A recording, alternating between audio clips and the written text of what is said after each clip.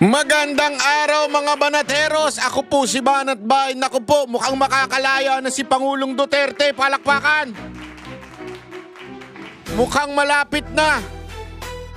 Matunaw ang ICC. At makauwi na si Pangulong Duterte. Palakpakan. Yan ang ating pag-uusapan. Marami pa tayong pag-uusapan. Lalong-lalo na po yung malupit na impeachment. Ay nako, walang katapusang impeachment. Pasensya na mga kababayan kung naghihirap dyan. Pasensya na yung mga negosyante nahihirapan sa negosyo ngayon dahil busy pa po. Busy pa ang gobyerno na patalsikin si VP Sara Duterte. At sa mga kababayan naman natin na nangangailangan ng tulong, pagpasensyahan nyo na rin po. Bakit to? Dahil busy ho ang gobyerno natin. Yung mga walang mahinga ng tulong sa ospital, naku po, alam nyo kung bakit. Pinag-uusapan din ngayon sa Supreme Court yung paglipat ng pondo ng PhilHealth. Nako. At pagpasensya nyo na po, busy rin si Marcos kalalakwatsa sa Singapore. Banat Bay, bakit si VP Sara Duterte ba ay hindi na mamasyal? Sandali, chotomate kudasay. Iba ang Vice President sa Presidente. Ang Vice President, pwede nga yang kumuyakoy lang sa bahay. Bakit? Ang job description lang naman niya is spare tire. Wala namang ibang constitutional definition ang isang vice president kung hindi ang kumuyakoy at mag-antay mamatay ang presidente o maging incapable of doing his duty. Hindi natin wini-wish mamatay si Marcos sana. Pero hindi natin wini-wish yun. Ha? Masama yun, wag natin i-wish yun. Masama yun. Hindi, kahit sobrang sama niyan, kahit sobrang demonyo na ni BBM, wag natin i-wish na mamatay siya sana. Dahil masama po yun, ha? Okay? Pero, syempre, ang talagang trabaho lang ng vice presidente, kumuyakoy at mag-antay lang na hindi na capable ang presidente. Yun ang kanyang trabaho. Kaya kung kumuyako yan, mamasyal yan, wala na tayong dyan. Kasi yun naman ang kanyang trabaho. Unless gawin siyang sekretary ng isang departamento. Wala na rin. Dahil bakit to? Dahil doon sa pag-aaway ni Marcos dito kay VP Sara Duterte, kailangan mag-resign ni VP Sara Duterte. Ginagago siya eh. Di ba? Tapos ano pa? Etong presidente natin. May gana pang pumunta ng Singapore ang animal. Sana naman kaya magpa-party itong presidente na to. Siguro na-stress na siya sa dito. No? Hindi, sa tingin ko na-stress na yung walang yan eh. Na-stress na yun sa Pilipinas kasi mapantakin mo, magpresenta ba naman ng mga witness na sablay? Di ba? Ikaw ba naman? Halimbawa, meron kang dinimanda o meron kang gustong masibak sa kumpanya. Tapos ang ipipresenta mo mga witness para masibak sa kumpanya yun, puro naman sablay. Kung hindi sablay, sinungaling. Ano pa? May kaso ng perjury. May kaso ng kung ano-ano. Di ba? Paano mo paniniwalaan yun? Puro pala kaso. At yung kaso niya na yun, mabigat yun Yung mga babanggitin mamaya ni Senator Robin, mabibigat ng kaso yun. Yun po ay di umano, allegedly, nangidnap, nagsinungaling, para lang maikulong ang isang tao. Mantakin mo kung ito'y nagsisinungaling ngayon. Bakit? Mamaya pag-uusapan natin yan. Pag-uusapan natin. Pero more than that, ito muna pag-usapan natin itong ICC. Bakit ko naman nasabing malamang sa malamang makalaya na si Pangulong Duterte? Malamang! Mukhang makakalaya na ito. Mukhang mapapabalik na sa Pilipinas Kasi alam mo, sabi ko nga sa inyo, tadhana ang nag-ano eh. Hindi ko alam kung ano ang God's will, pero siyempre lagi naman natin inaano yan eh. In His will, siya na ho ang bahala. In His time, siya na ho ang bahala sa ating dating Pangulo. Pero gayon pa man, ang ganda nangyayari. Bakit to kanyo? Eh bay, meron nung hatol itong si Donald Trump. Yung kakampi pa mismo ni BBM Kuno. Di ba? May sinasabi tungkol po dito sa ICC. Mantakin mo mga kababayan. Hindi kumikilos ng kahit na ang mga Duterte para puwersahang mapauwi si Pangulong Duterte. Walang ginagawa at wala rin naman kasing magagawa. Dahil siyempre wala naman sa jurisdiction ng Pilipinas yan. Hirap na nga po silang magpunta, mga kaanak ni Pangulong Duterte, kasi alam nyo, magastos po yan ha. Walang patid po yan. Palit-palitan silang magkakapatid na pumupunta sa dahig para samahan ng kanilang ama. Dahil matanda na nga ho ito. Pero gayon pa man na kahit wala po silang ginagawa, abay bukang merong himalang mangyayari. Ito yung di-discuss natin ngayon. Panoorin nyo itong balita na ito. Naglunsad ng kampanya si US President Donald Trump para buwagin ang International Criminal Court o ICC. Makakaapekto kaya ito sa kaso ni dating Pangulong Rodrigo Duterte? Live mula sa TV5 Media Center, nangungun sa balita si News 5 Palace Correspondent Maricela Lili. Maricel, bakit pinupuntiryan ni US President Trump ang ICC? Jiggy, ang tingin kasi ng pamahalaan ng Amerika, tinatarget ng International Criminal Court ngayon ang kanilang mga American servicemen at yung ilang opisyal ng United States. Kaya ang gustong mangyari ngayon ng Amerika base doon sa naging pahayag ni US State Secretary Marco Rubio ay kung hindi pahinain yung kanilang kapangyarihan ay tuluyan ng mabuwag itong ICC. Yung mga nakikita nilang hakbang kagaya ng paghikayat doon sa mga miyembro ng ICC na i-withdraw yung kanilang support doon sa mismong organisasyon. Meron din silang babala doon sa mga bansa na talagang dependent at nakakatanggap ng assistance mula sa Amerika at pinaplanong i-reject yung kanilang pagsuporta dyan sa ICC. Aba, mukhang kailangan magdalawang isip dahil ang banta rin, babala rin ng Amerika, papahigpitan o pabibigatin nila yung sanctions dun sa mga hindi magwi-withdraw ng suporta doon sa ICC at kabilang na nga rin siya yung pagbawi ng US visa para doon sa mga individuals na dire-diretso pa rin yung pagsuporta dyan sa ICC. Matatandaan natin na tayo naman kasi matagal nang kumalas ang Pilipinas dyan sa Rome Statute under pa ng Administrasyong Duterte. Sana nga tanggalan nyo ng mga visa yung mga government official namin. Tanggalan nyo na US visa. Kawawa naman si si pangalan nito. Yung panot na rin, nakatulad ko. Si Gibo. 'Di ba? Kawawa naman si Gibo kasi si Gibo, alam nyo ba, ang tindi ng hatol sa kanya ng China. Ang tindi ng hatol sa kanya. Economic sanction, lahat na ng sanction. Ginawa ng China sa kanya, hindi na makakapunta sa kahit anong teritoryo ng China. Mapa Hong Kong, mapa Macau, mapa Taiwan. Alam mo mga kababayan, huwag niyo sasabihin, naku, wala namang plano yan kasi gusto niya mga Europa, UK, mga Amerika. Alam mo, hindi totoo. Alam mo, sa totoo lang. Ako po, hindi ko sa pinagyayabang ho yan, pero yan ang lagi kong pinag-iipunan at yan ang aking passion.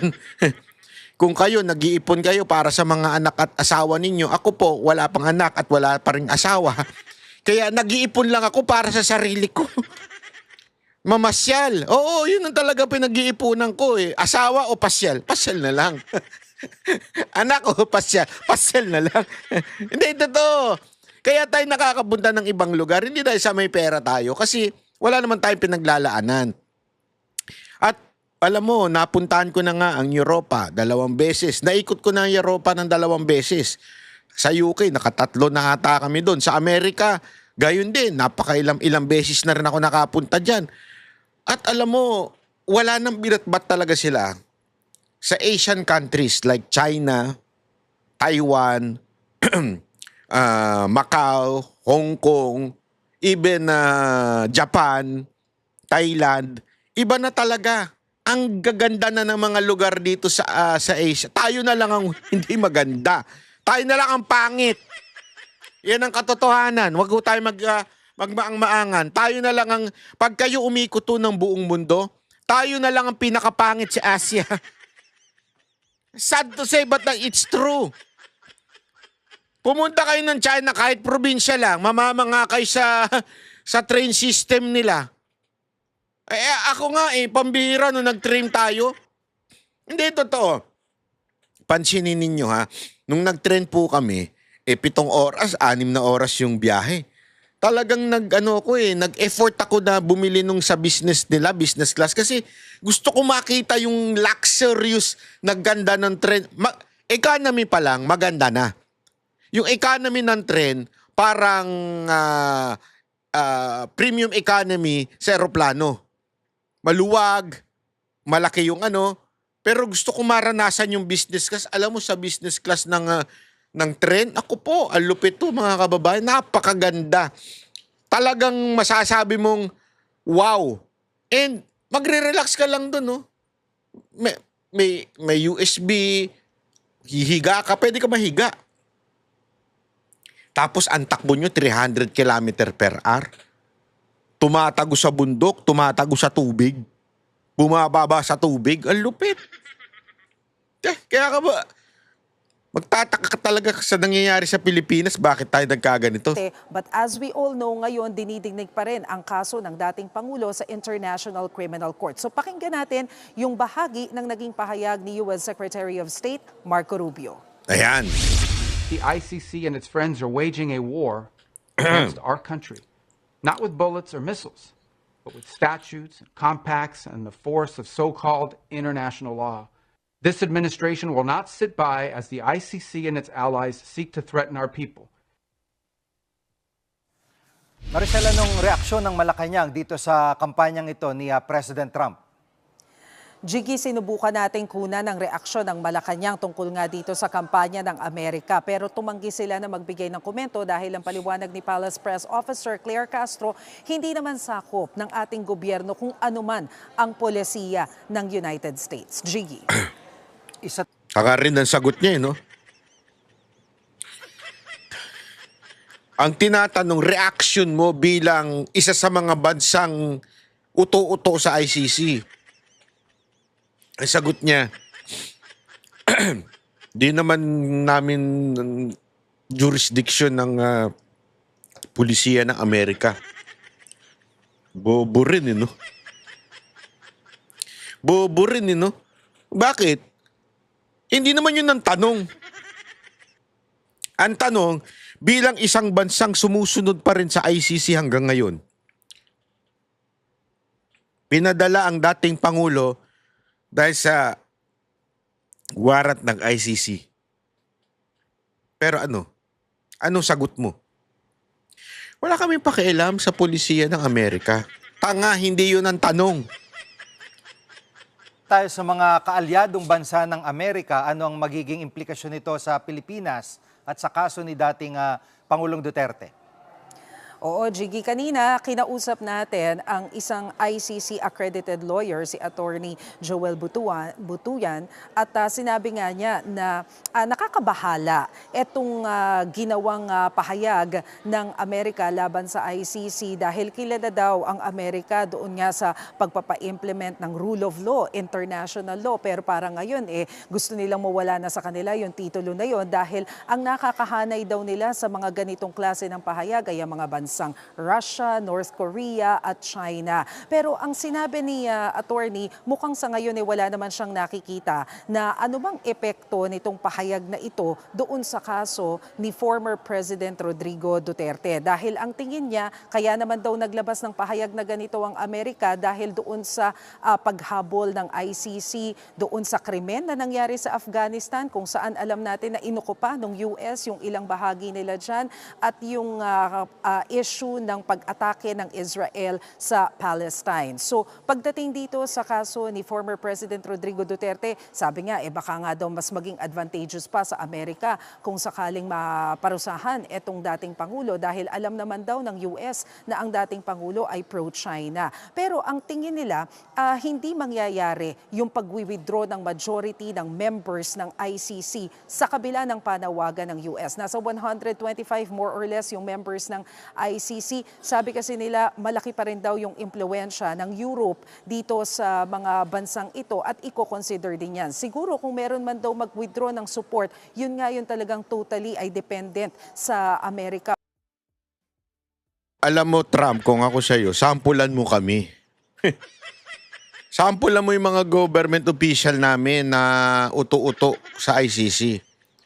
Number 1 na, si Trillanes, sampulan mo yan. Kung may visa yan, tanggalan mo ng US visa. Isanksyon mo. Hindi kasi, magsasalita ka dyan. Oh. Ito, listen to me, Donald Trump. Mr. President Trump, listen to what I'm going to say to you. You listen carefully. This is something that I would respectfully give my opinion. If you are talking about being against this ICC and you're threatening that those who would support ICC will be sanctioned by the US government, aba, what's the English of aba? Wait! Wait! You should start with us. Our government official does not only support ICC, but also like a puppy. Sa Tagalog, parang tuta. Tuta of ICC. We are a puppy, a dog under the leash of ICC. Our government is fucking stupid to the point we are no longer a member and yet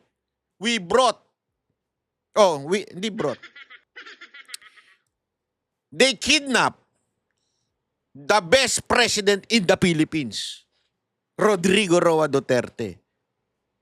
If you cannot sanction our government official, or your talk is just nothing but a propaganda talk. Sample us. Sample the government official. Especially Trillanes who always like that in the ICC. Ano like that?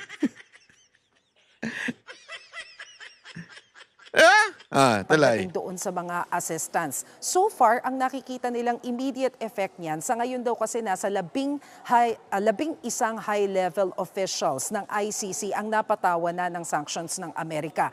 2 sa mga ito kasama doon sa mga nag-handle ng kaso ni FPRRD. So, ibig sabihin, dahil meron silang sanctions, hindi na daw sila makagamit, for example, ng mga bangko dahil pinagbawalan na silang gamitin, binan na sila ng mga US banks. Tapos ay hirap na rin silang makagamit ng mga TNVS dahil kinancel na daw yan.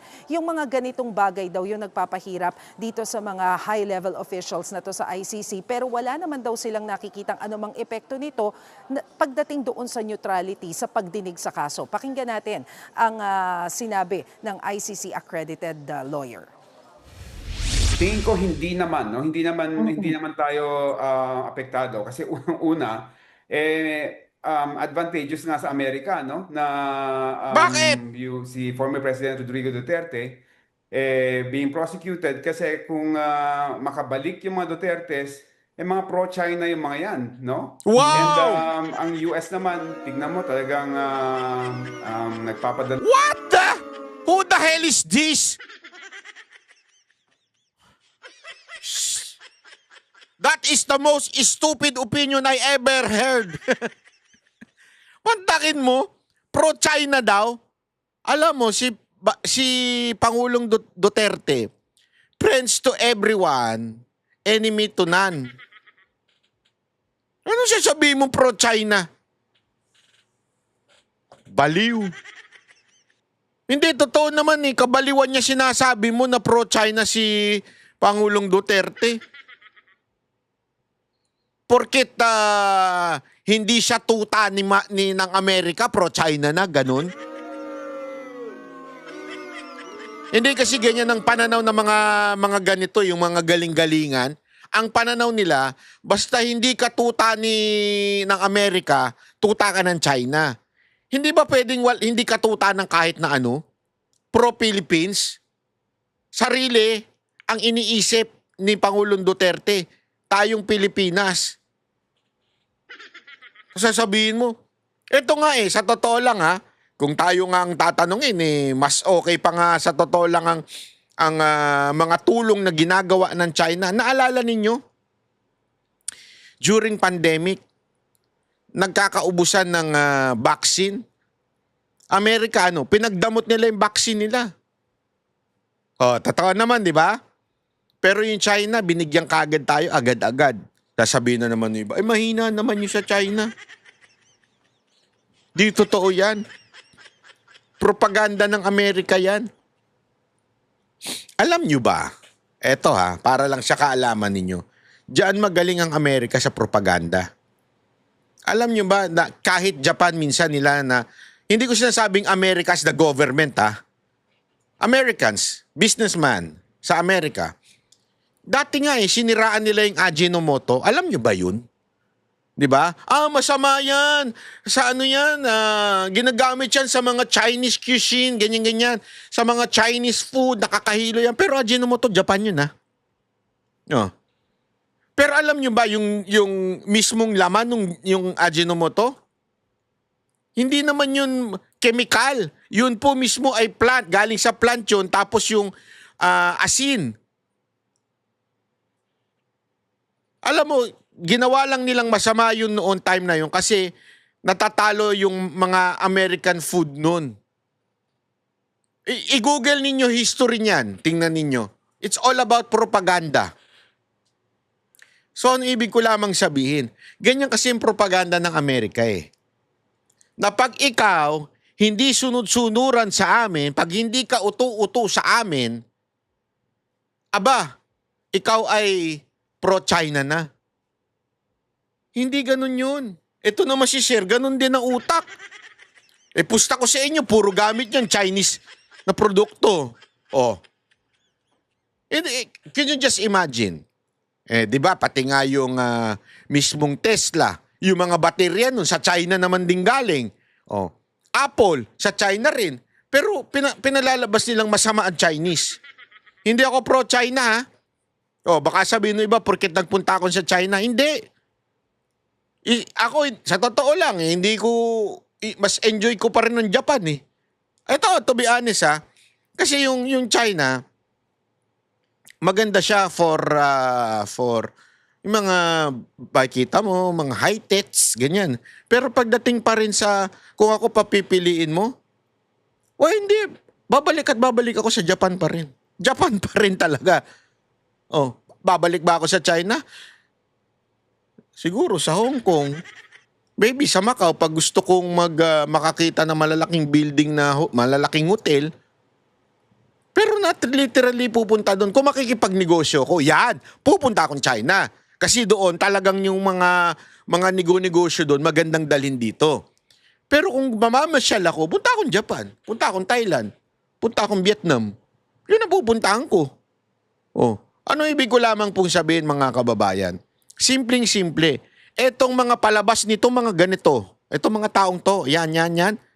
Mga propagandista yan. Talagang pinaano nila sa na America is number 1. China, tayo ay dating si Pangulong Duterte ay pro-China. Kalokohan. Kailangan ng mga sundalo dito sa ating bansa para kontrahin yung ginagawa ng China to really expand its influence and its territorial claim within Asia, no? So tingin ko hindi nila masyadong pag-iinitan 'yan. May payag bang kampo ni na dating Pangulong Duterte sa usaping ito, Maricel?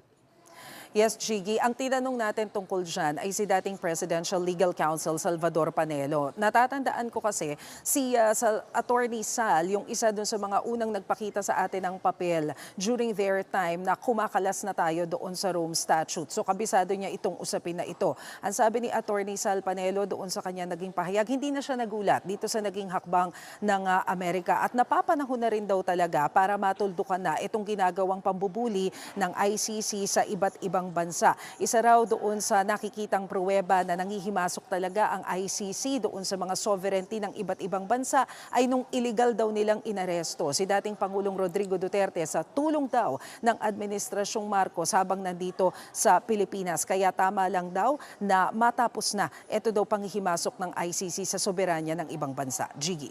Sa ibang usapin, ano nang nangyari sa state visit ni Pangulong Bongbong Marcos sa Singapore? Well, Gigi, inaasahan natin na malamang nakalipad na si Pangulong Bongbong Marcos ngayong hapon kasi yung initial information na natanggap natin, mga bandang alas 5 siya tutulak papunta dyan sa Singapore para sa isang working visit. Nakatakda siyang magkaroon ng courtesy call sa Prime Minister ng Singapore para magpag-usapan yung iba't ibang issue tungkol dun sa cooperation between the Philippines and Singapore. Kabilang na nga dyan yung trade and investment kasama ng Pangulong Marcos dyan ang First Lady para humarap din doon sa iba't ibang mga leaders ng Singapore. Nakatakda rin nilang kausapin. Nako, yung ilang kalokohan business niya, groups. maglalakwatsa lang yan. Harap-harap, wala naman nagagawa yan. Sa daming state visit, may nangyari bang pag-asenso? Wala! May na-build ba na mga infrastructure dahil sa pag-visit niya sa ibang bansa? Wala! Ano lang nangyari? Yun, nakapamasyal lang si Auntie Claire. Siguro yun ang reward. Reward kay Auntie Claire sa pambabash niya sa mga Duterte. Alika, sama ka sa biyahe namin, libre. Yan ang junket. Wala namang silbi sa inyo yan eh. Bakit ko sinabing junket? Alam mo kung bakit? Yung bang binitbit lang pero wala namang silbi. Kasi dapat ang silbi niyan, may pamalita mo yung mga magagandang nangyayari sa ginagawa ng presidente. Kaya ka nga di ba ikaw ay press officer para ibabalita. Wala naman siya binabalita eh. Puro katarantaduhan ng binabalita niya, puro pambabas lang sa mga Duterte. Oh, puro katarantaduhan yan. Mantakin mo pati yung hingal ni Pia Cayetano, pinapansin niya. Anong klaseng tagapagbalita ng Office of the President yan? Pero mga kababayan, ako ayoko ma-fire yan si Auntie Claire. Dahil dyan kay Auntie Claire talagang bumagsak ng mabilisan si Marcos eh. Kaya nag-negative ng todo-todo yan si Marcos dahil dyan kay Auntie Claire. Kaya wag natin tatanggalin yan, ha? O kaya, good job ka dyan. Hindi ko nga alam, baka naman baka kaibigan to ni VP Sara Duterte. Hindi lang sinasabi sa atin eh. Sa tingin ko, ha? Kasi mantakin mo, ha? Mula nung pumasok siya sa Malacanang, mula pumasok sa Office of the President, dumadaus-dus ang presidente. Si VP Sara Duterte umaangat. So, sino kaya ang kaibigan niya? Hindi, dalawa lang yan. Mamili kayo. Malamang, siya ay Trojan horse. Siya ay itinanim ni VP Sara Duterte para tumaas si VP Sara Duterte, dumaos do si Marcos. O sadyang bobo at tanga lang talaga yan. Kasi hindi niya nagagawa yung kanyang trabaho ng mahusay. Mukha lang siyang palingkerang nasa Malacanang. Sabi nga nila, ang palingkerang kahit gawin mong, hindi ko sinasabing mababa ang palingkera, ha? Pero yung pagiging ugaling palingkera, kahit damitan mo pa ng mamahalin yan, kahit Hermes pa yan, o Louis Vuitton, o Gucci, o Dior pa man ang suotin yan, wala pa rin. Ganyan pa rin yan, palingkera pa rin. That's the truth. Whether you like it or not, that is the truth. The truth of the matter. Sabi nga. O punta na tayo ngayon sa impeachment trial. Isa pa ho ito. Isa pa ho itong mga nakakatawang pangyayari sa ating bansa.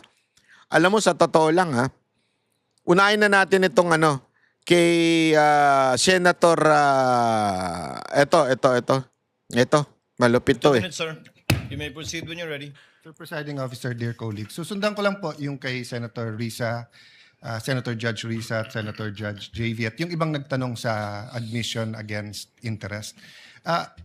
You stated this already, but just for the record, you viewed the whole video, right? The whole 2-hour video. The November 23, Yes. Sir. Yes. Yeah, isang beses, sir. Ayan. Tingnan niyo kung paano nahuhuli dito itong gunggong na to. Pinanood ba daw niya yung video? Oo daw. Pinanood daw niya yung video. Sige, tingnan natin. Isang beses lang. Yes, sir. Okay. And how many times there has the Vice President made admissions against her interest? No, sir, ang tinutukoy ko po ang admissions against interest doon sa November 26, sir. No, sabi mo yung November. Hindi yan ang tinatanong. Ang tanong. Eto ang tanong. Okay? Ilang beses mo sinabi yon? Video ang pinag-uusapan dito, yung video. Iibahin niya yung usapan. Kasi alam niyang mahuhuli siya doon sa yung sa against interest For 23 din na ayaw ng defense gamitin contracted. So yung kinausap is also an admission against her interest, di ba? Di, sir, ang sinasabi ko pong admissions against interest, yung November 26 video po, sir. Na sinasabi niyang totoo yon at hindi niya Yes, sinasabi. sir. Okay. Opo. So doon sa November 23, may nakita ka doon na admissions against interest. Insofar as I'm concerned,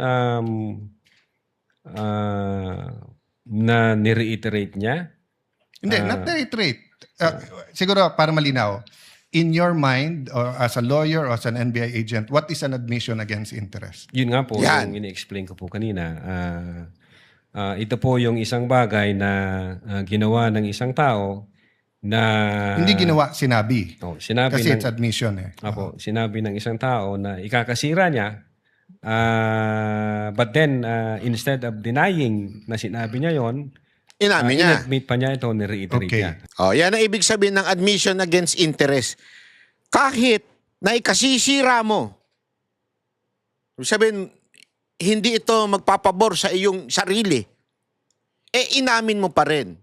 Yan ay isang bagay sa batas na matimbang. Okay? Matimbang po yan. Take note lang. Explain natin unti-unti. Very clear yon.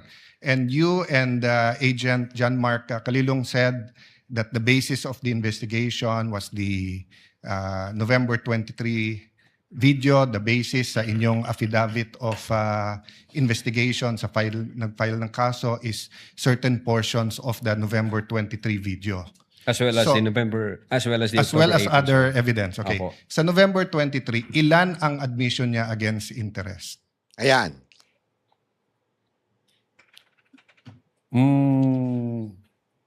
Ang Alam mo kung bakit matagal siyang nag-iisip? Bakit di siya makasagot? Kasi alam mo nagsisinungaling ito eh. Abogado siya. So alam niya na tinatansya muna niya kung matatrap ba siya doon sa mga tanong ni Cayetano. Kaya ang tagal niya munang sumagot eh. Tinitimbang niya, sandali, matatrap ba ako pag sinagot ko yan? ang sinasabi ko pong admission against interest, This yung is a new November question. 26. This is a new question. Ayun pinagpipilitan niya. Ayaw niya sagutin ng diretso. Pahilig siyang ganyan eh. Kung ano-ano yung sinasagot niya, ayaw niya sagutin ng diretso. If you evaluated well the November 23 video, is there any circumstance in that video that you believe that the Vice President made admissions against her interest? Plain ho yung utterance niya doon, Your Honor. Yung nakita lang ho namin, yung utterances niya. Insofar as I'm concerned, yung admission against interest nangyari nung November 26. Mr. Witness, sagutin niyo na lang ako. Yan, kasi ang dami mong palusot. Parang yan yung mga jowa ninyong nahuli ninyo eh. Na nakapatong. Nahuli niyo yung jowa nyo, nakapatong. Tinatanong, bakit ka nakapatong dyan sa pinsan mo? Akala ko ba pinsan mo yan? Hindi, ano lang talaga. Kasi itong pinsan ko, masakit ang katawan, minamasahe ko. At alam mo kasi nag-basketball ako kanina. Ang sagot, ang gulo-gulo eh. Pinsan mo ba yan? Hindi, alam mo kasi masakit yung katawan ko kaya minamasahe ko lang siya. Akala ko ba pinsan mo? Pinsan mo ba yan? Alam mo kasi ganito, yung doon sa opisina namin, maraming pinagawa yung boss. Medyo napasma ako, kaya tuloy yan na minamasahe niya ako. Di ba? Kasi nga, nagsisinungaling, hindi dumidiretso ng sagot. Lahat ng admissions are utterances. Yes, sir. Okay? Admissions is verbal. Diba? Hindi to yung parang admission sa court. Pwede mo i-admit yung documentary evidence, pwede yung object evidence, pwede yung statements.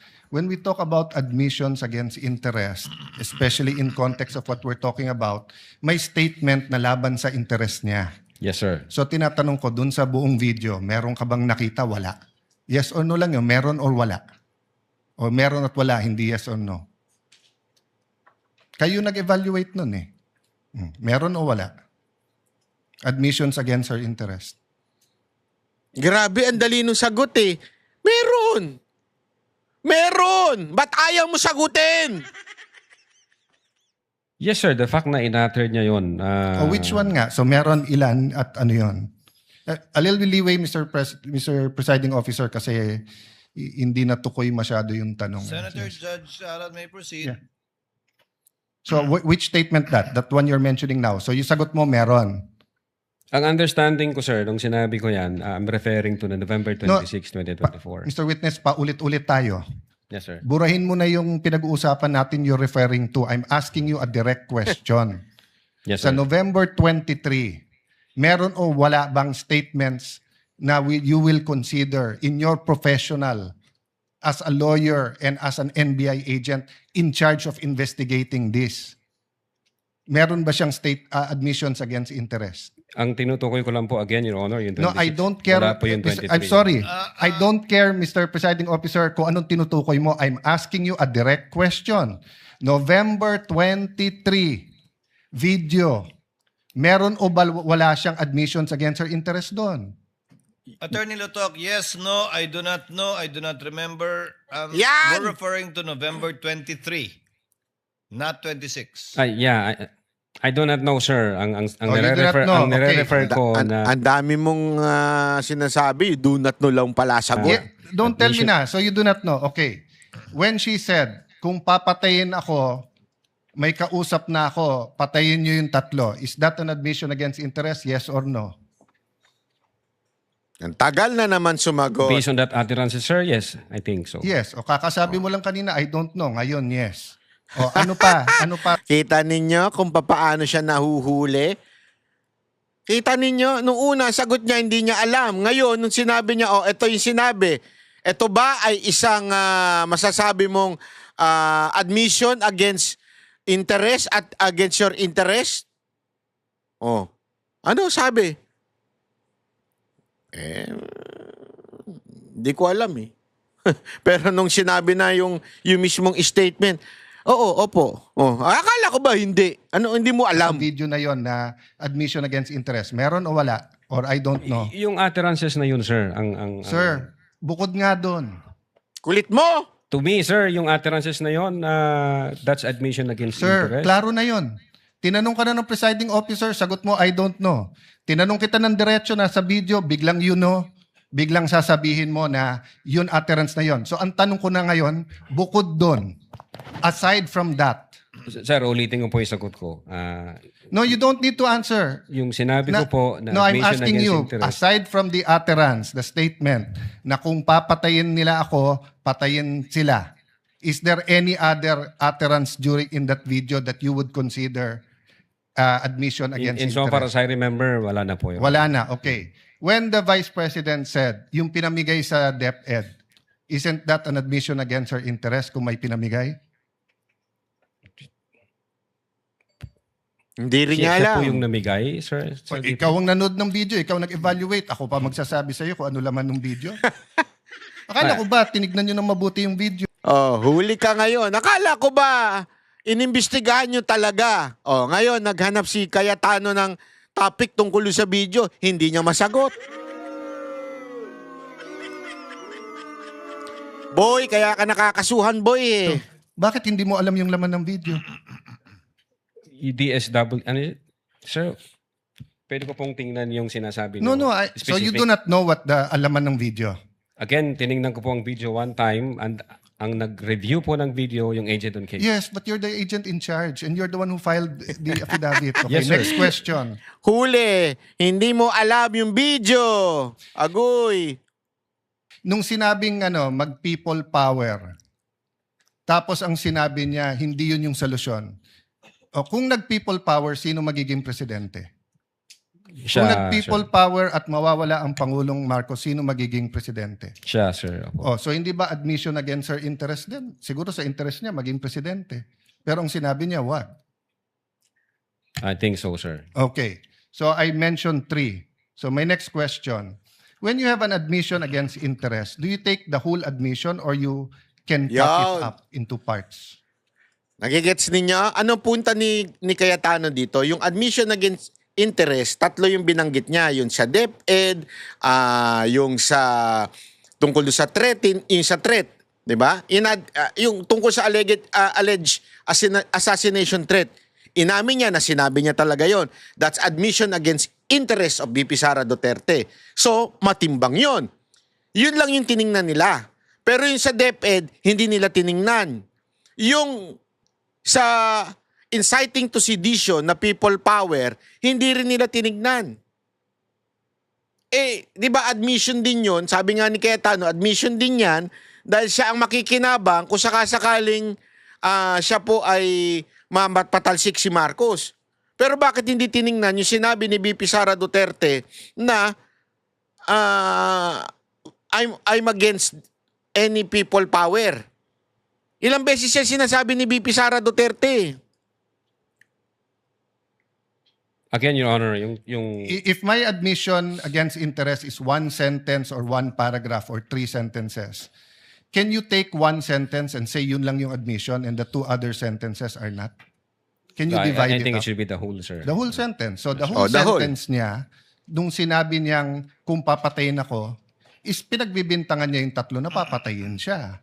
So if you say it's an admission against interest and you believe it, you also have to believe na papatayin siya nung 3. The Yon. same thing, if you're going to say na namudmud siya sa DepEd, ang sinabi niya galing sa First Lady yung pera.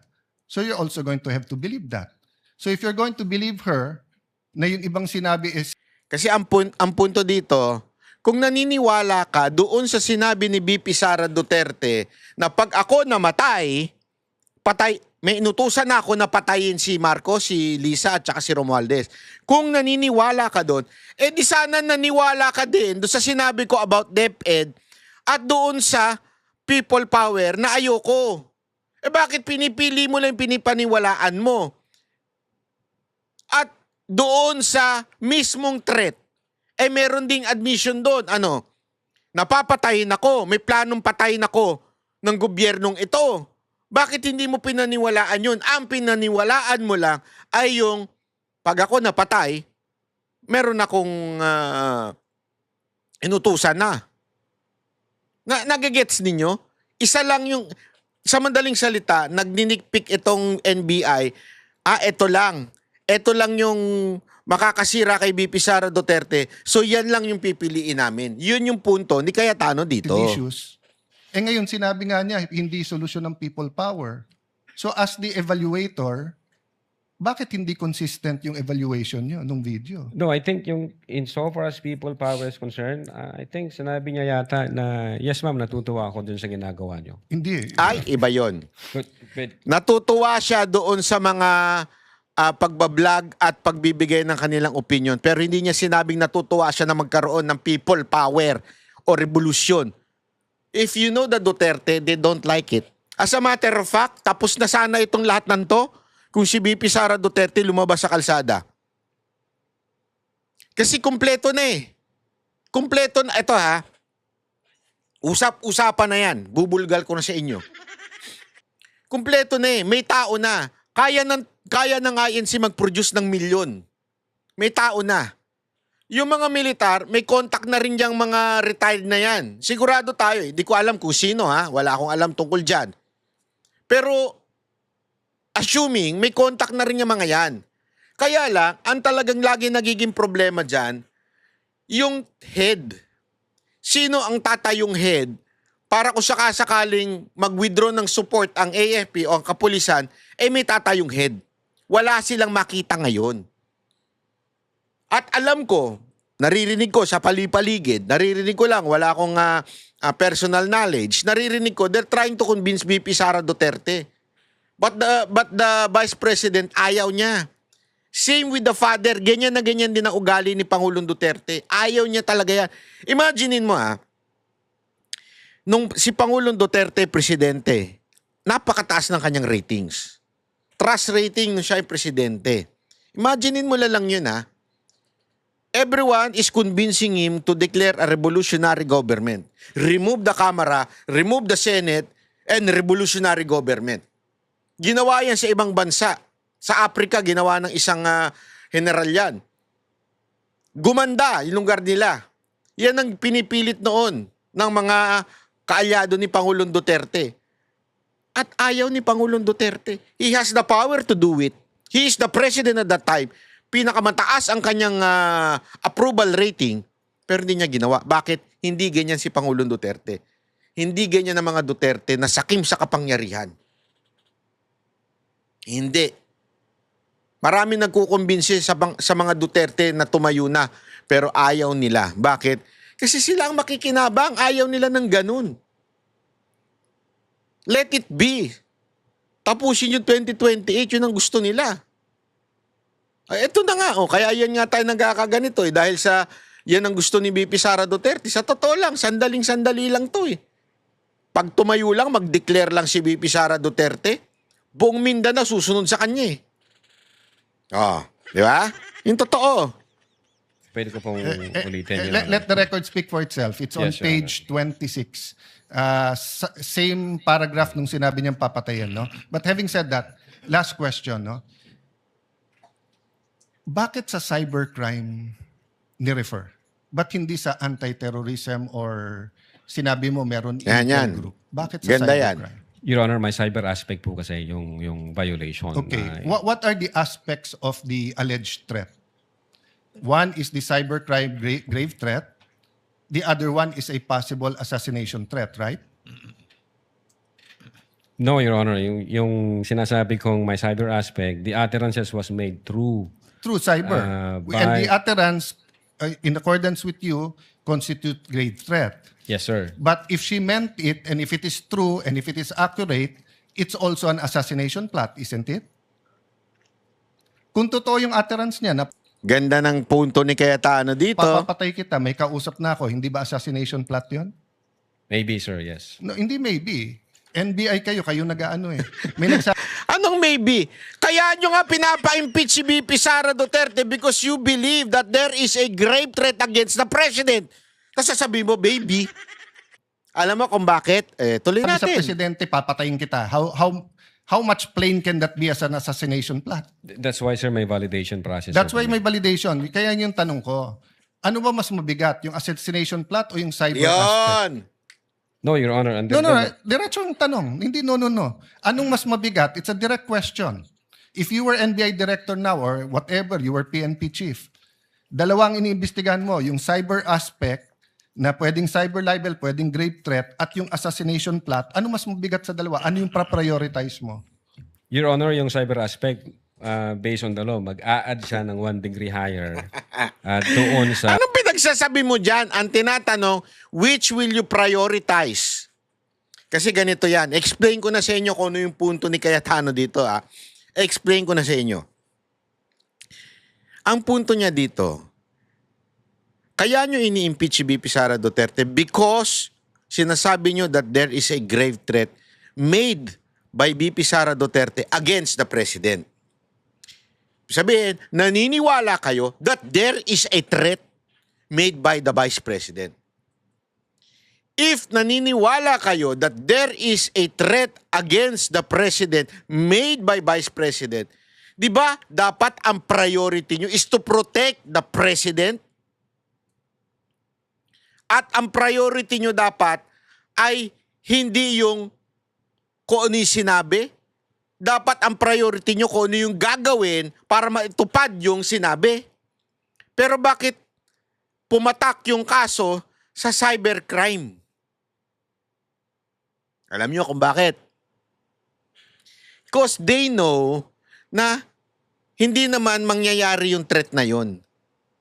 Alam nilang hindi kaya ni VP Sara Duterte na patayin at hindi naman papatayin ni VP Sara Duterte si Marcos. Dahil ang linaw doon, pag ako namatay, saka patayin. May condition. So aantayin mo muna na mapatay bago mo makita na papatayin talaga si Marcos. So ibig sabihin, you believe na it is conditional. Second, you believe na hindi naman talaga serious yung threat. Anong pinaniwalaan mo? Yung priority nila, cybercrime. Ano yun? Yung utterances. Ang priority kasi nila, i-impeach si VP Sara Duterte. It's not to secure the president. Because they know it's impossible for VP Sara Duterte to do it. Because she has to die first. Second, wala naman siyang kakayanang patay ng presidente. Sa dami ng bantay ng presidente. Yung bantay nga ni Vice President, kakampi pa ng presidente. So napaka-imposible. Pero again, because ang motive lang nila ay ma-impeach si VP Sara Duterte, kaya ipinasa sa cybercrime, hindi talaga doon sa issue ng threat. Yun ang punto ni Cayetano. So, magdidebate tayo kung anong higher. Papabayaan mong mapatay ang presidente. Kindly wind up, Senator Yes, Judge I'm Alan. winding up. The point I want to make, Mr. President, is whether I was the PSC, the Executive Secretary, NBI, or an ordinary citizen, my first concern is wag mapatay ang presidente. Yun. But instead of the NBI director taking it upon himself, giving it to the anti-terrorist or to the intelligence, sa cybercrime binigay. Your Bakit? Honor, again, uulitin ko, yung utterances was made through information and So, communication technology. Kaya may I hope if jurisdiction any on one of my cybercrime colleagues here division. become president, magbago yung attitude ng NBI. Mas importante pala cyber kaso sa buhay ng presidente. Tama. Not necessarily, Thank you, Your Mr. Honor. President. Thank you.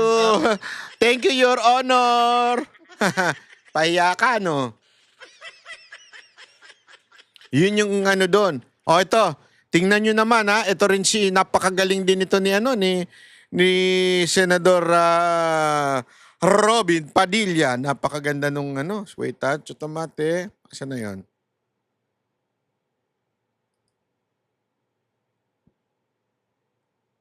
Let me move on to a new point. Hindi yan. Sorry. Asan na yung kay Robin dito?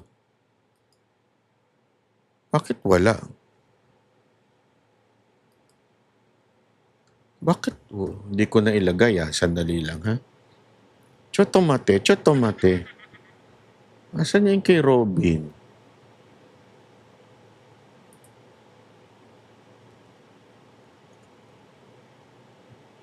Laka?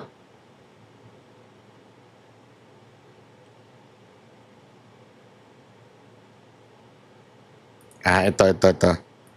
Pamahala ng hukom at sa ating Ginoong Pangulo. Maaari po ba makapagtanong sa ating mahal na saksi? Opo, Your Yung- Honor. Mari po. Sige, Ang una ko banatan pong mo. katanungan sana ay taga saan po kayo na Taga lugar asa na ka? probinsya? Tacloban, sir. Tacloban. Yun. Tacloban City, Opo. sir. Kayo Taga Tacloban. Alam na this. Tacloban. Sino ba ang taga Tacloban? Your guess is good as mine. po ngayon ay Regional Director ng NBI sa BARM. Yes, sir. Opo. Yun po ba ay isang promosyon para sa inyo na madala sa BARM?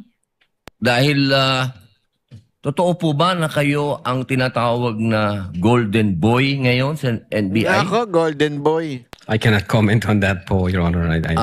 Kasi po ang Nasa BARM po ako. Wala ho ako ngayon sa Opo. main office, sir. promotion po ba yon? Yung napunta kayo sa BARM? Balita ko po kasi ilang beses na kayo na-promote sa NBI. 12 years na po kayo, no? Sa NBI. Yes, sir. Opo. Ilang beses na po kayo na-promote? Since na pumasok ko ako sa NBI, Opo. sir. From investigation 1, 2, 3 noong 2015, 2016. Well, nung mula ako na pumasok ako sa academy, from investigation 1 hanggang ngayon sa regional director, sir. Ilang beses po yun? Sa isang taon po, ha? Sa isang taon? Anong taon po, sir, ang tinutukoy nyo? Bago po kayo napunta sa BARM. Bago ho ako napunta sa BARM, regional director po ako ng Mimaropa. Mimaropa. Region 4B, sir. Opo. Kayo po ba ang pumili sa BARM? Na Hindi kayo po, sir. mapunta to? In the ex-agency of service, doon po kami nilalagay kung ano ang tingin ng direktor na makakatulong kami sa bureau. Bakit po kaya naisip ng direktor na sa BARM po kayo? Kayo po ba ay may kaalaman sa Islam? Hindi ko po alam kung ano ang naging basis ng direktor, pero Kayo po mismo. Kayo po mismo. Ang BARM po kasi is Muslim Mindanao. Yes, Your Honor. Opo. Meron po kayong kaalaman sa Islam? In terms of what do you mean kaalaman, sir? Yung Alam mo itong abogado na ito, no? Halatang sinungaling eh. Hindi makasagot ng diretso. Isang tanong, may kaalaman ka ba sa Islam? Yes or no lang naman yun. Kahit siguro sinong tao makakasagot, Christian ako, wala akong alam dyan. Di ba? Alam mo kung ba't hindi niya masagot? Kasi alam niya na pupunta doon sa question na bakit ka napunta sa BARM? Kung wala kang alam. Ayaw niya pang aminin wala siyang alam eh. Sa religion po ng Islam kasi Muslim Mindanao. So, ibig sabihin, kahit basic po siguro ng Islam, no? Yes, sir. Kahit naman ho sino pwedeng i-assign kahit Hindi yun saang ang tanong. regional office dito sa Pilipinas. Alam mo, mababait itong mga senador na ito, no? Pero pag ako naging senador, bastusin ko talaga yung mga ganyan. Babastusin ko talaga. Hindi totoo eh. Sorry ha. Pasensya na. Alam ko mabait to si Robin eh. Tsaka yung si Cayetano. Pero ako dyan, hindi yan ang tanong. Ba't yan ang sinasagot mo? Sagutin mo yung tanong. Di ba po parang autonomy ang autonomous region ng Muslim Mindanao. So, kailangan man siguro kahit paano meron kayong kaalaman sa Islam. Konti siguro, sir. Ano po yung konti na yun? Well, isa po akong Kristiyano at hindi ko ho malalaman yung kabuuan nung Siguro po dapat meron kayong basic din na knowledge ng Islam. Ano?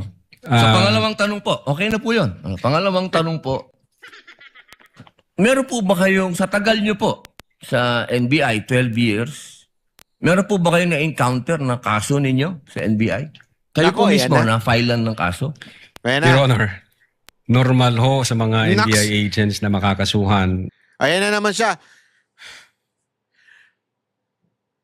Presiding officer, Your Honor, can you direct the witness to answer the question directly? Hindi yung paligoy-legoy. Nangangalun niya kaya ito? Kasi hindi siya talaga makasagot ng diretsyo eh. Yung mga nangangalun niya lang yung mga hindi makasagot ng diretsyo. In fact, maging sa sino mang law enforcement agency, that's the price we pay for doing our job and for protecting the country. As a matter of fact, in the NBI, Your Honor, we avoid the noise. We just finish the job. So, sir. ano po yan? Yes? Yes po yan? Yung sagot nyo? Yes? Normal ho yan yun sa amin. So, sir. yes po? Yes nga! Attorney Loto, kindly answer the question. Yes, sir. Oh, yes. Ayun! Ang dami mo sinasabi. Leche ka. Yes or no lang eh. Hindi rin ako siguro pwede maging abogado, no? Baka ma-cite in contempt ako dun, judge. Iinit ulo ko eh. Alam mo, kaya ako hindi nagka-jowa eh. Kasi diretso ako magtanong eh. Kaya si Jay Guevara hindi makalusot sa akin yung animal na yan eh. Si Jay Guevara pa naman, ang hilig pa naman niya minsan, yung papalusot. Mahilig magpalusot yan. Akala naman niya nakakalusot siya sa akin. Sa totoo lang sana hindi niya mapanood to. Akala niya nakakalusot siya sa akin sa mga kasinungalingan niya, yung mga bambubudol niya. Mga banateros kung napanood nyo to, wag na lang kayo maingay kay Jay Hindi nakakalusot sa akin yun. Nakala lang niya. Sinasakyan ko lang yun, pero akala lang niya nakakalusot siya yung mga ganyan. Pag ako kasi nagtanong, alam ko na kagad. Alam mo kung bakit? Kasi yung tatay ko, hindi ako makalusot nun nung kabataan ko. Ay, syempre, abogado yung tatay mo Litigator, trial lawyer. Hindi ka makakalusot dun pag nagsisinungaling ka. Yun, natutunan ko, na-training ko. Kaya tuloy yung mga tao nagsisinungaling sa akin, hindi makalusot. Parang ito, ang daming hanas Hindi pa sumagot ng diretsyo. Ano pong, pwede po bang malaman kung ano pong mga naikaso sa inyo? Well, wala ho pa akong natanggap na official case galing sa ombudsman, pero may nakita na ho akong complaint na binigay sa akin from NBI. Hindi ko na humaalala yung sa case na yan, pero nung chinek po namin yung case na yan, Your Honor, sabi ko doon sa mga kasama ko, tingnan nyo nga yung validity at authenticity ng case na to.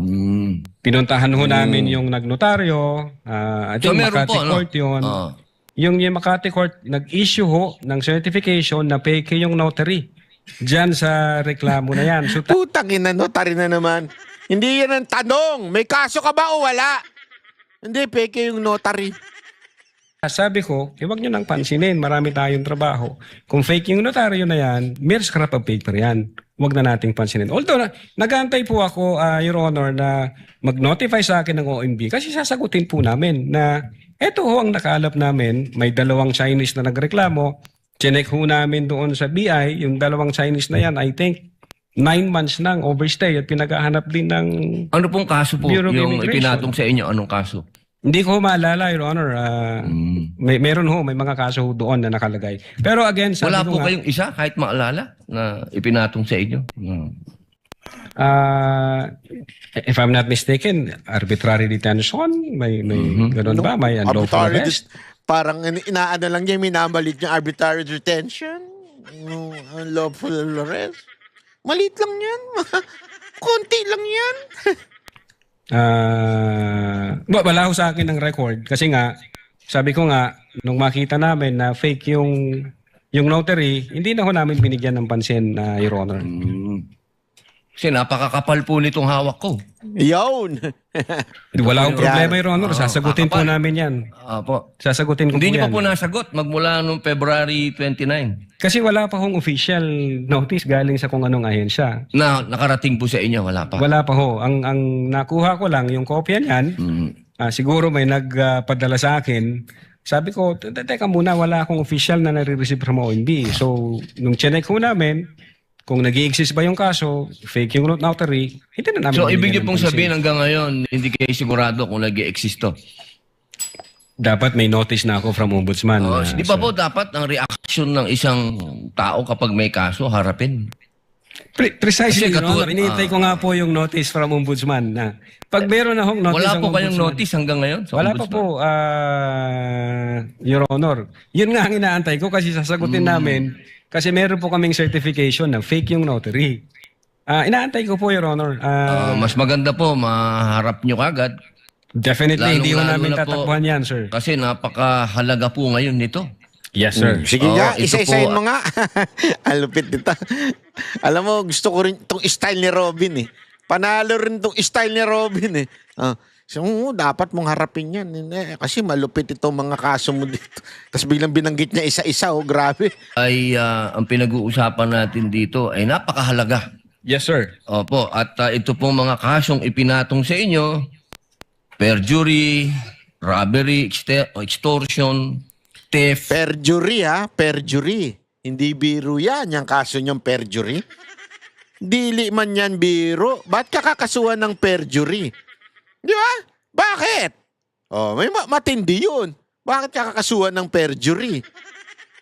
O ibig sabihin, abay, meron kang ginawang kasinungalingan, which is, hindi pinopoint out to, para ad hominem ha. Hindi, may kinaugnayan to doon sa ikaw ay witness na nag-aakusa na dapat i-impeach si BP Sara Duterte dahil sa tingin mo, totoo yung threat na ginawa ni BP Sara Duterte. And bilang witness, ikaw yung nagsasabi, nagko-confirm. So, kung may kaso ka ng perjury, abay, malaking bagay yun. Malaking bagay yun. Mainam po ito As I've said, Your Honor, in the NBI, we avoid the noise. We just finish the job, sir. Opo. Mayroon po akong tanong. Pangatlo. Opo. Kanina po na ang ganda ng talakayan nyo tungkol sa Romanov.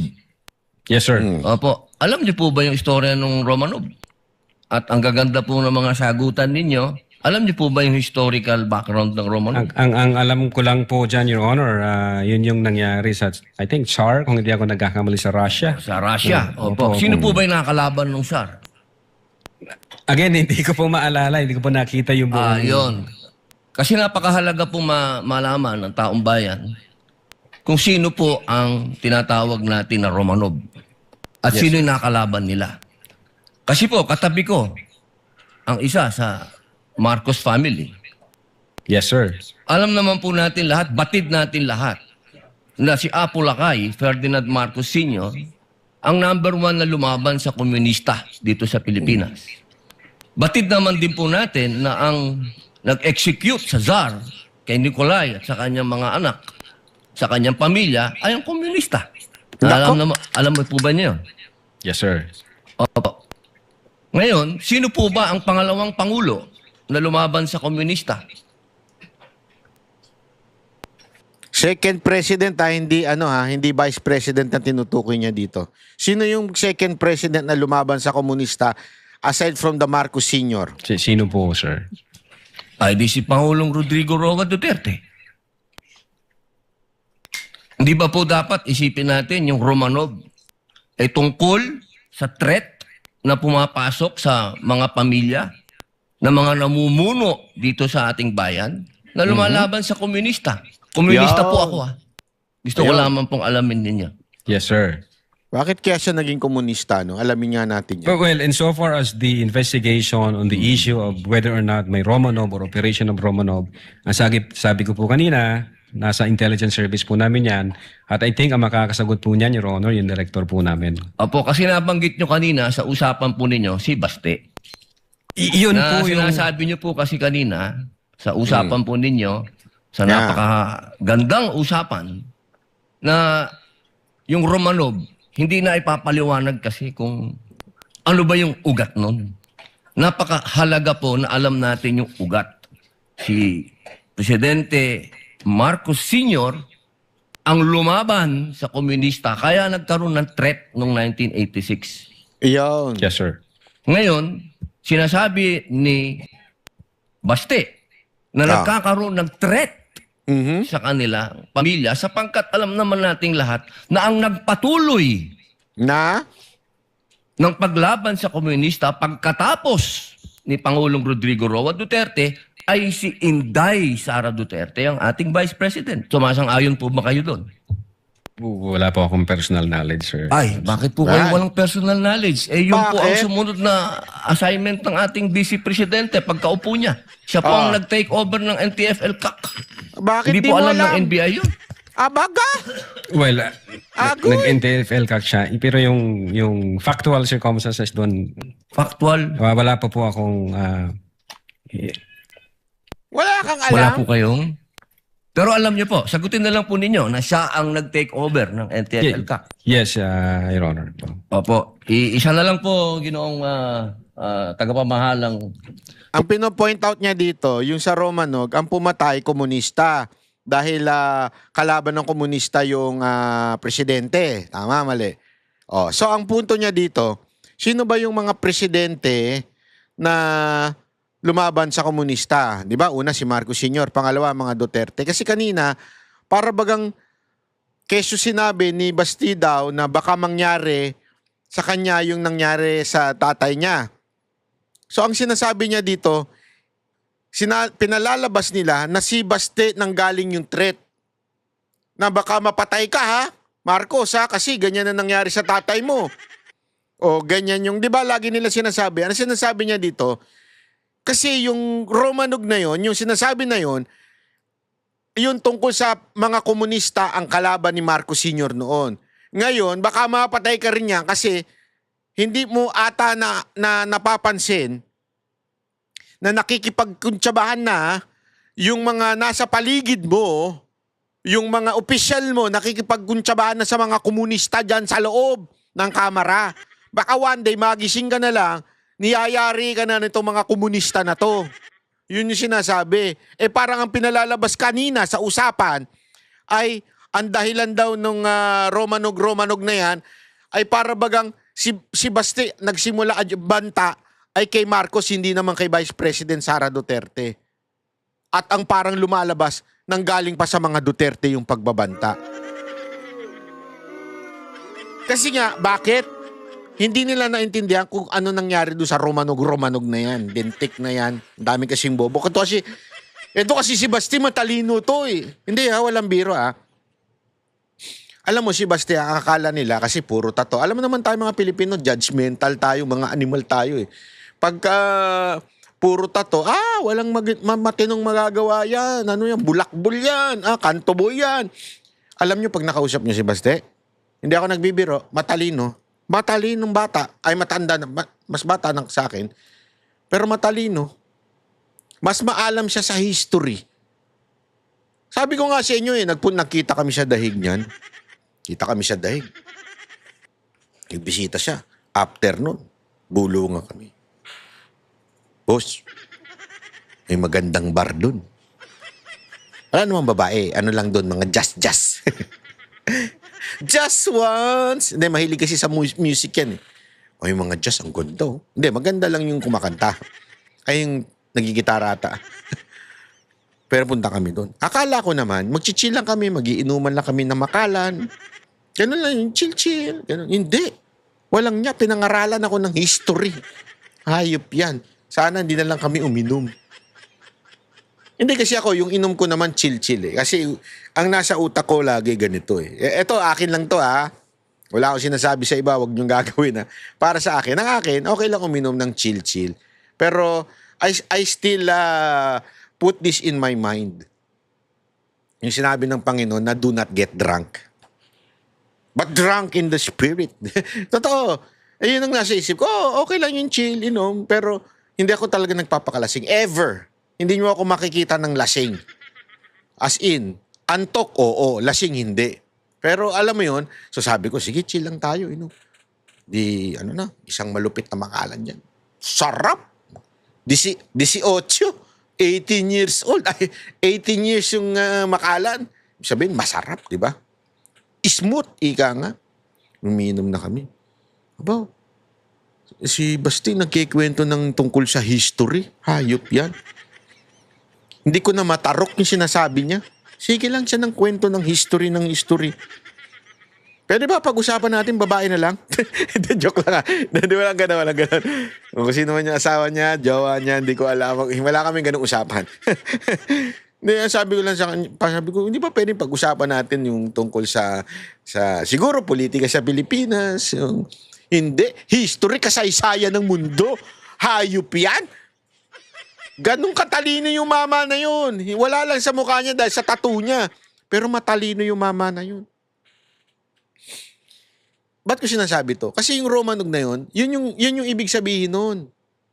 Hindi dahil gustong patayin ng mga Duterte si Marcos. Yun yung pinalabas kanina eh.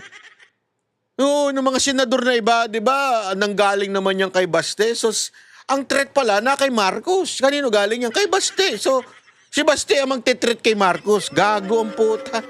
Tanga rin eh. Kasi nga, they do not understand or they do not know Romanog. Yun ang problema. Buti na lang. Nandyan, si Robin Padilla. Yawn! Hindi, alam mo magugulat ka dito kay Robin Padilla eh. Ito yung nilalait ng artista lang yan. siga-siga lang yan. Pag nagsalita yan, parang barumbadong tagakanto. Pero alam mo, for this past few days, this fifth day of impeachment, siya ang may sense. Aside from Cayetano, siya ang may sense ka, ano? Siyempre, yung mga minority na kasama ni Cayetano, lahat may sense.